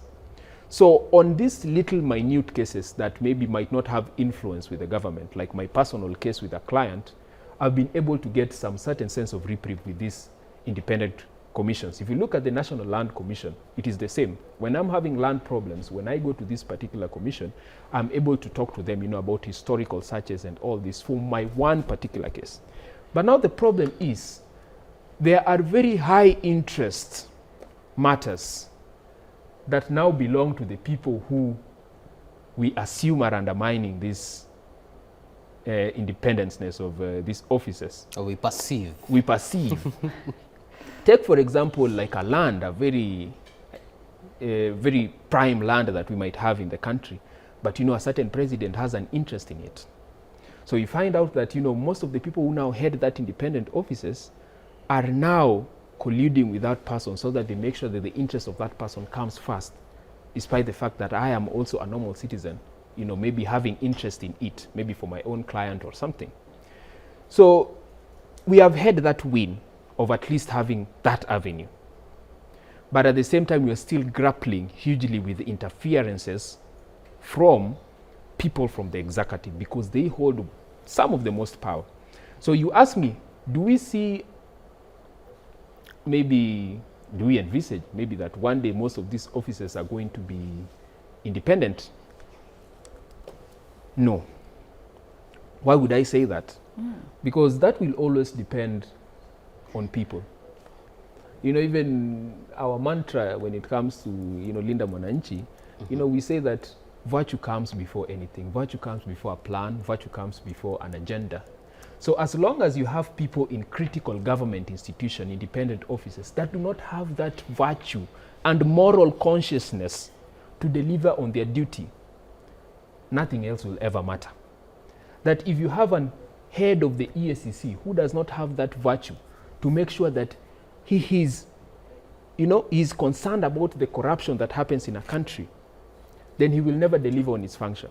So if we want to have independent officers to fully function independently, we have to just have the right people leading these independent officers. And right now, we've had one of the worst conglomerate of people leading most of these independent officers.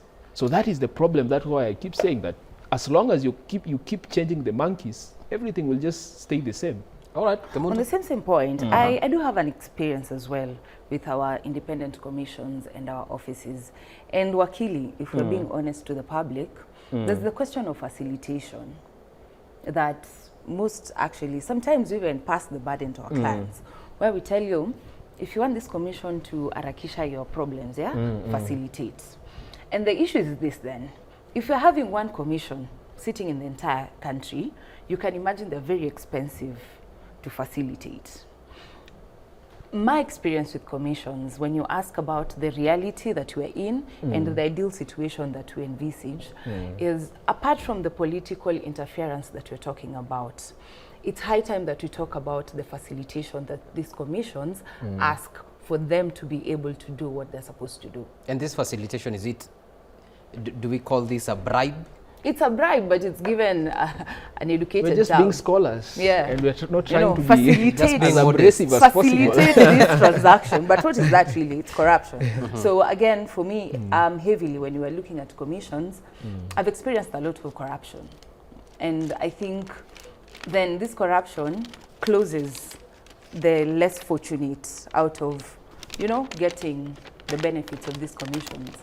Yeah. Because again, Kagina, when you and I sit here, probably 100,000 is not a lot of money. But when we're talking about a woman in Busia, probably even raising 2,000 is an uphill task. So the question of facilitation and corruption, for me, from where I sit, after talking about political interference, corruption is the biggest elephant in the room. All right. Now for me to give you a minute each to give, or rather 30 seconds each to give your closing remarks, even as we wrap up our conversation this morning. Afternoon now. Okay. Oh, should I'll start with Adrian, yes. Oh, thank you. Definitely. For our own, for independent officers, I would just love to see the right people leading this institution. And I keep also saying this quite a number of times, that if our independent officers and commissions worked effectively in this country, we would be very far as a country. Oh, yeah. If the issue of corruption with independent officers were not there, Kenya would actually be a utopia. And that is what our constitution wanted to do. That aside from these three arms of the government, and we know that they would interfere and they would manipulate power, we are going to create a quasi fourth arm of the government that is going to act as a watchdog for this institution. Yeah. And we created a lot of independent officers. We created the National Land Commission to make sure that your land is not taken away from you. We created the Independent Electoral and Boundaries Commission to make sure that that election is free and fair. We created the Ethics and Anti-Corruption Commission to make sure that corruption in this country is done and investigated independently to make sure that corruption is not there. We created the ODPP to make sure that prosecution of corrupt people is done effectively. So you look at all these critical over 20 commission and independent officers have that pristine function, that if today we had the right people in most of these offices, Kenya would be a utopia. Everything would be working well. But now the problem is that most of these leaders understood the power of independent officers. And they decided to exploit it as much as possible, to undermine it as much as possible, and that is the reason now why we are having most of these governance problems in Kenya. So if we Kenyans want change in this country, let us take critical focus on most of our independent officers. All right, come on. Usually it's hard to speak after such eloquent speakers, but for me, it's a clarion call to the executive to know that, first of all, when we're talking about accountability, we're not asking for a favor. This is a command that is given by our constitution, and our constitution will live beyond their time in office. So it's very important that as patriots and as people who have the best interest of the country and people who are in leadership, first of all, for us to respect the law. And again, for the people who sit in these offices, be honest and know that there's life beyond that office. So be courageous and speak the truth. And if you lose your job, don't worry, citizens will definitely give you another job. All right, that has been Adrian Oluoch as well as Rebecca Kimunto, both practitioners of the law, giving their insights on the independence of government institutions. And that brings us to a wrap right here on K24 Mashinani today. But don't switch, since we also have a very interesting lineup for you on news that is from 1 o'clock, 3, 4, 7 and 9 p.m. as well. But for now, I leave you with the pomp and color of the 98th Kenya National Music Festivals that are currently underway in Bungoma County. I'm David Kagina. Thank you for watching.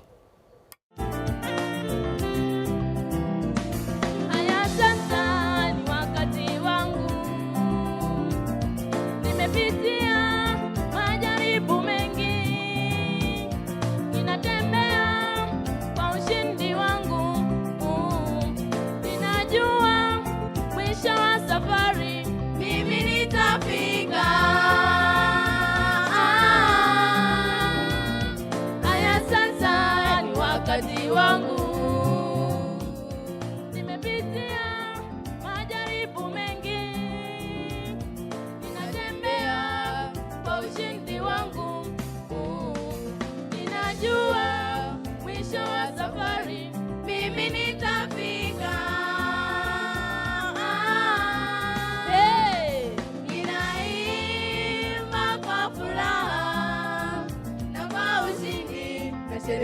nasherekea maisha yangu, napiga dua kwa masomo yangu. Aha! Ninaimba kwa furaha na kwa ushindi, nasherekea maisha yangu, napiga dua kwa masomo yangu. Kama unafurahia mfumo mpya wa CBE, tena hivi sote. CBE ni tamu jameni Mbona siwaoni? Twende. CBE iendelee isiendelee? Iendelee isiendelee? Sawa sasa. Tuendelee.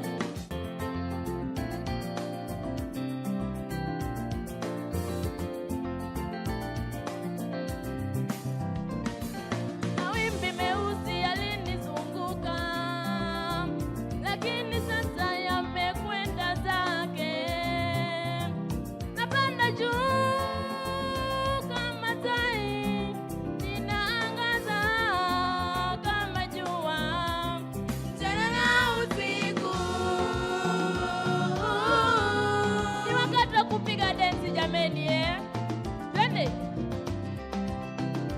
Naimba, naimba, naimba, nasherekea, naimba, maisha yangu, naimba, nasherekea, naimba, ushindi wangu, naimba. Amkeni sote tupige densi jameni CBE ni tamu jameni Twende, twende.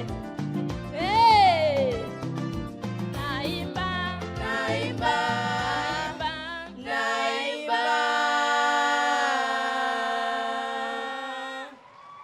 Naam, asante sana. Tuwapige makofi kwa mara nyingine tena. That's from the Rift Valley and Sen. Coming from the Rift Valley, ladies and gentlemen, boys and girls, allow me to take you to the eastern region and bring on board girls from Tharaka Nithi, Chogoria girls. Tuwapige makofi tafadhali. 3. A bold vision set Kenya on a new path. The government of Kenya directed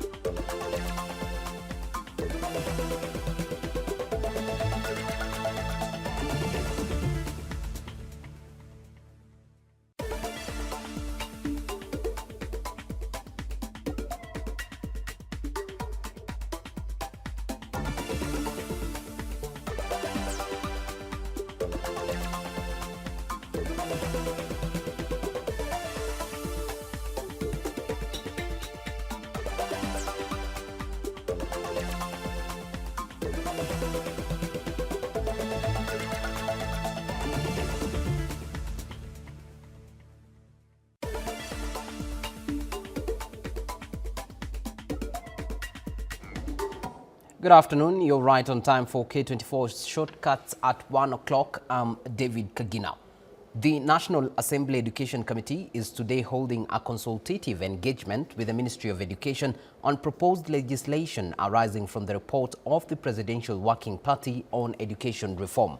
The ongoing discussions are focusing on a detailed review of the proposed bills with the aim of harmonizing them with the existing legal and policy framework governing the education sector.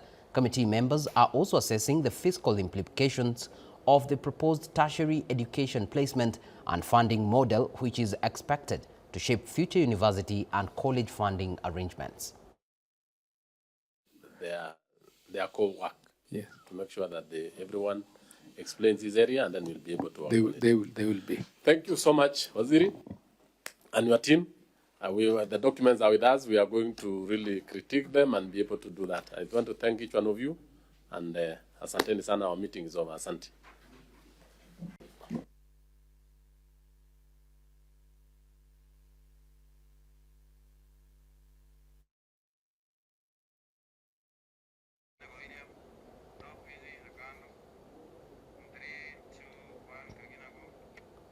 Now, President William Ruto is today hosting Muslim religious leaders at State House, Nairobi, as he continues to build ties with different groups ahead of the 2027 polls. He spoke earlier. Here's what he had to say. Liberation ya madaraka, na nimeamurisha Wizara ya Elimu.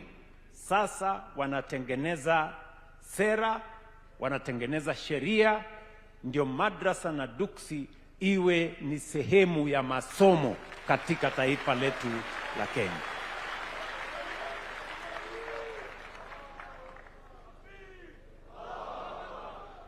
Jambo la 4 tulikubaliana na nyinyi ni kwamba wakfu ambayo inasaidia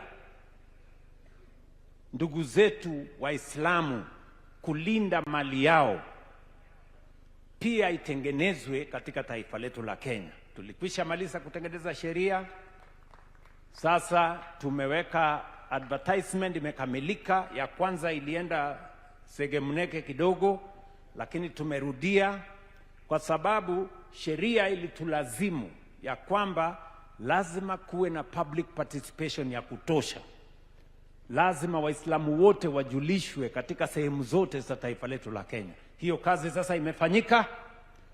Nasikizeni ndugu zangu, mwezi wa 9, next month, tutakuwa na wakfu yenu, itakuwa imekamilika, na sasa mambo yenu inaweza kuendelea na taratibu yenu ifuatwe vile dini ya Kiislamu inavyopendekeza. Jambo la 5 muliniuliza. Muliniambia ya kwamba mnataka maendeleo katika taifa letu la Kenya lifanyike kwa usawa. Kila sehemu ya Kenya ishughulikiwe. Mimi nasimama hapa mbele yenu leo kusema program zote za serikali ya taifa letu la Kenya sasa inaendeshwa kwa misingi na kuzingatia usawa. Barabara tunazotengeneza Kenya zinatengenezwa kila sehemu. Ile Northern Kenya ambayo ilikuwa imesahaulika miaka nyingi, tunatengeneza barabara ya kwanza kubwa ambayo itatugharimu shilingi bilioni 100 kutoka Isiolo mpaka Mandera, kilomita 750, na hiyo barabara inaendelea kwa kasi. Na Democracy for Citizens Party and the former Deputy President Rigathi Gachagua has denied claims that he is seeking to undermine or eliminate other political parties in the Mount Kenya region. Speaking at his Wamunyoro residence in Nyeri during a meeting with a delegation from Mathioya and Kangema, Gachagua said he supports the existence of multiple political parties in the region and has no objection to rival formations expanding their support bases. Chaka na Rumoro. Sunday nilifanya mkutano 7 Nyandarua. Kesho niko na watu hapa na wengine. Friday niko Kiambu town. Saturday niko Kajiado. Sunday niko Kiambaa. Monday niko Narok. Si mimi natia bidii. So DCP imekuwa na umaarufu because party leader Rigathi Gachagua na jeshi yake, they are working hard. Si ndio? Chama lazima uuze na sera, lazima uzunguke. So mimi naambia my brothers, please, nimeshukuru sana mmekuja. Kivuti sija kuwa nimekuona, welcome. Munya nimeona umekuja, kuja. Hii safari ya kufukuza Kasongo bana rais, kutoa rais kwa ofisi ni kazi. So come we work together. Na muuze chama. Muuze chama. Sasa mutaenda hasara mkikosa kuuza chama. Sasa wewe Munya na PNU Olokalao bado fika. Sasa mkapata kula 28, unapata aibu. Kwa sasa ukikosa kufanya kampeni utapata kura. I want to clarify today that DCP and Rigathi Gachagua welcome all political parties. They come. We compete fairly. The only thing hatutaki mashindano ni kitimo ya rais peke yake. Hiyo tunataka tuelewane zote. And since Munya anasema 1 term, Muturi anasema 1 term, huyu Kivuti anasema 1 term. Iko vita wapi? There's no problem. They are all saying the same thing. The only difference is the level of activity. Sisi tuko na bidii. And you know, there is no shortcut to hard work. There is no replacement for effort. So my brothers, please come, tusukume. Tukusikia mkutano huko, pande hii ufanye, pande hii sanya watu. Deputy President Kithure Kindiki has arrived at Julius Nyerere International Airport in Dar es Salaam, Tanzania for the Infra for Africa Forum and the Africa 50 General Shareholders Meeting. Kindiki is representing President William Ruto at the 2-day forum. The forum brings together African leaders, policymakers, investors and development partners to discuss infrastructure financing and investment across the continent. That energy to reach people's homes and to power industries. I don't want to repeat the statistics that have been given about the potential, the energy potential in our continent, including potential on natural gas. We have adequate, significant stocks of natural gas spread across our continent, from Nigeria, Senegal, Algeria, Mozambique, Tanzania, and many more other countries, I believe. But the challenge we have is how to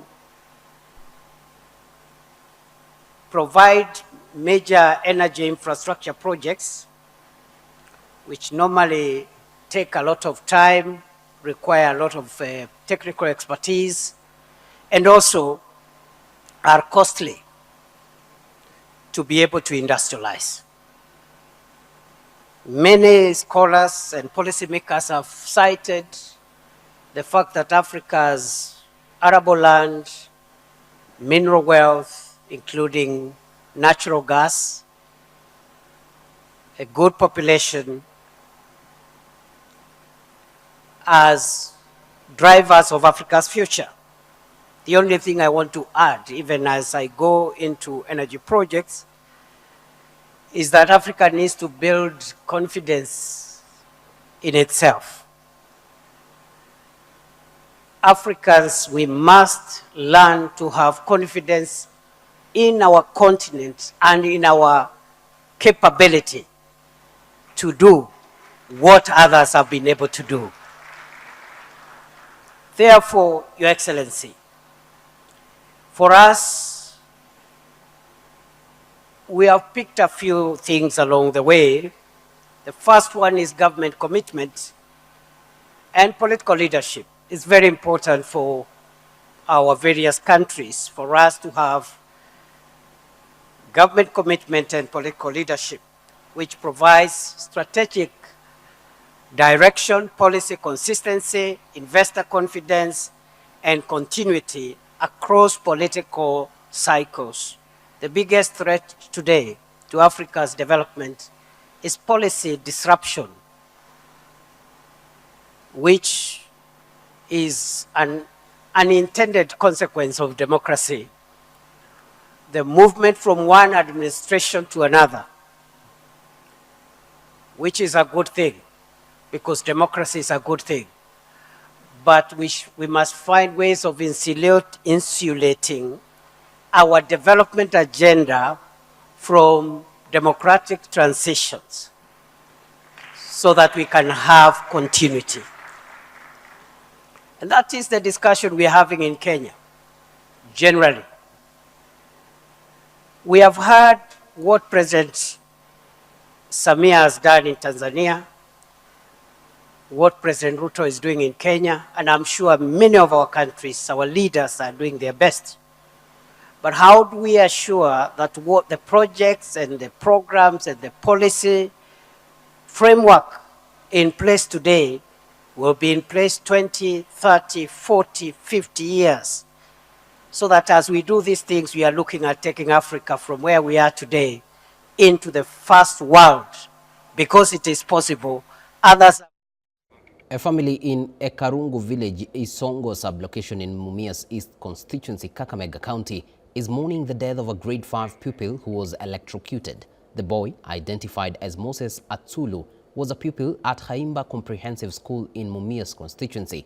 His parents, Christine Otaba and Joseph Otaba, say he was electrocuted after coming into contact with a live electrical wire that had been left hanging loosely.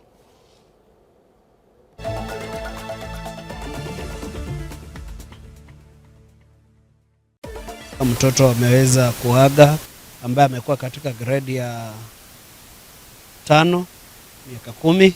Nimeweza kuongea na OCPD na OCS ambaye ameinform watu wa Kenya Power waweze kukuja kuweza kujua ni nini imefanyika, ndio hii ajali ambayo imetokea ikatokea. Nilimaliza kunywa chai nikaanza kukongoa mahindi. Kidogo tu nikasikia Mose, hii waya inafanyanga nini hapa? Huyu mtoto akasema hii ina connect moto ikienda huko kwa ango. Na hii ni ya kufua. Sasa mimi kutoka kwa nyumba, nilisikia tu mtoto, sasa watoto wakaanza kuingia kwa nyumba, mwingine akatoka. Nilisikia huyu mtoto akilia, nikatoka nje nikasema Mose, si uchukue mtoto. Huyu mtoto naye anasiti na kulia. Sasa vile nilitoka kwa nyumba hivi, naangalia huko, mali nguo sika hapo. Nikapata watoto wenye alikuwa hapa amechukua waya yenye ilikuwa connected na moto. Wameshikilishana na hii yenye nimefulia, inafuanga nguo na weka. Wameuingiza hivi kwa mti, wameweka kama waya. Sasa na huyu mtoto tena anamwambia enda utoe hizo waya zimeshikana. Sasa mimi kutoka kwa nyumba nilisikia tu mama. Sasa kutoka hivi kwa nyumba kuangalia tu hivi naona mtoto wangu amekaa hivi. Nikasema sasa watoto walikuwa wanaruka hapo. Na mwingine alikuwa ameruka tayari. Na huyu sasa nikasema nini mbaya? Kwenda kuangalia mtoto wangu ako tu hivi. Na nikasema wewe, nikaenda kushika mtoto. Huyu mtoto sasa amekufa, nikaita huyo. Wewe, kuja uangalie huyu mtoto. Sasa mtoto ndiye hali yangu. The Public Investments Committee on Social Services, Administration and Agriculture is today holding a series of meetings with senior government officials as part of its oversight mandate. The committee is first engaging the Acting Director General of Agriculture and Food Authority to discuss matters relating to the authority's operations and performance, and second meeting is scheduled with the Cabinet Secretary for National Treasury and Economic Planning, with discussions focusing on financial and administrative issues falling under the committee's jurisdiction. This is in Appendix C3. Then finally, Chair, the property, plant and equipment, where we have failure to operationalize cane testing unit on page 25. The management response is on page 27, where the management notes the auditor's observations and responds as follows. In lack of legal framework to operationalize the cane testing units, management acknowledges that at the time of audit, there was no legal framework to operationalize the cane testing units, as the quality-based cane payment system, QBCPS, draft regulation 2025, had not been enacted. The regulations were approved by the Joint Agriculture Sector Steering Committee, SWAG, and subsequently presented to the Council of Governors for input and were subjected to the first round of public participation in September 2024. Once the regulations complete all required approvals, they will be submitted to the Cabinet Secretary for gazettement. The gazettement of the regulations will compel all players to implement or adopt QBCPS as envisaged. The process is expected to be completed in the financial year 2025-2026. In Roman 2, uncertainty timescale for the accreditation of wet and dry laboratories.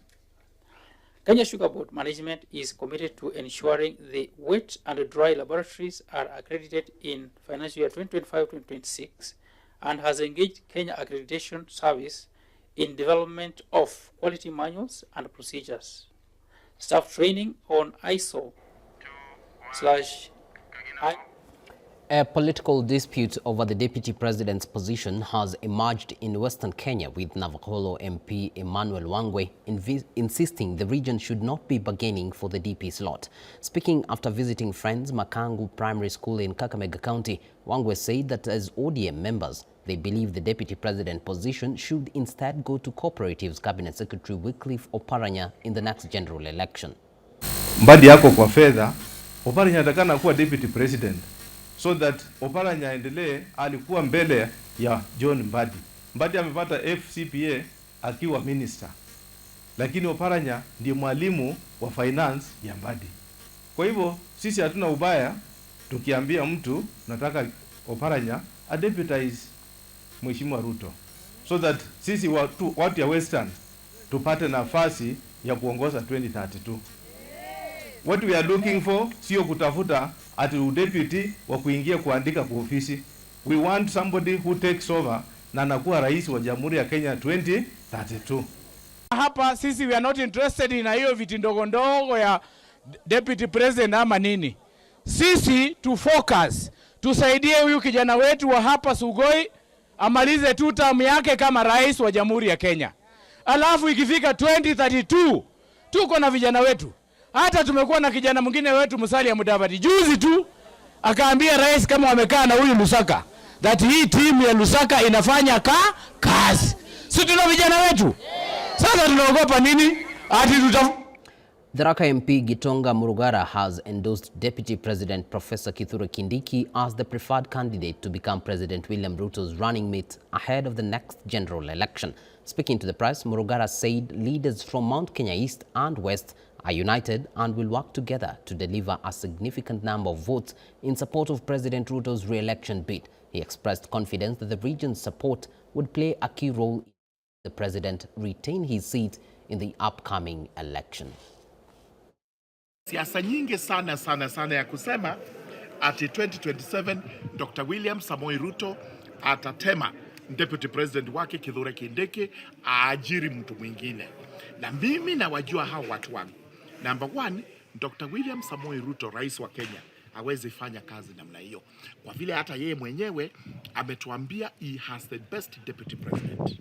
Na ni vizuri wale wengine pia waombe deputy presidency. Hakuna kiti imewekwa mtu mahali reserved, but tukiwaweka wote kwa ratili, Professor Kindiki ndiye atakuwa number 1. Number 2, anapendwa sana Kenya hii. Mumeona opinion poll imetokea and is leading with 56%.